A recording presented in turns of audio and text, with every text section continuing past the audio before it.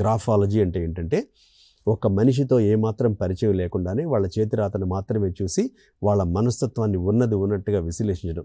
మీరు నిన్న మొన్న రాసిన కాగితం నాకు ఏదైనా ఇస్తే ఒక 10 నిమిషాల్లో మీరు ఎలాంటి వాళ్ళో నేను చెప్పేస్తాను.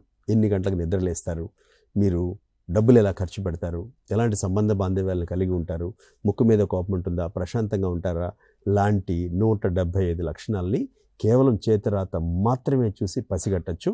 వాళ్ళని గ్రాఫాలజిస్ట్ అంటారు.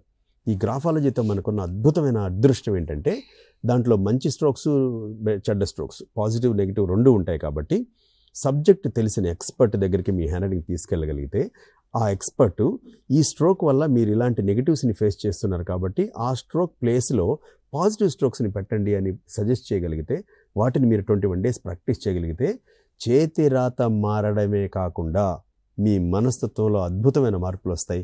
దాని పేరు గ్రాఫోథెరపీ.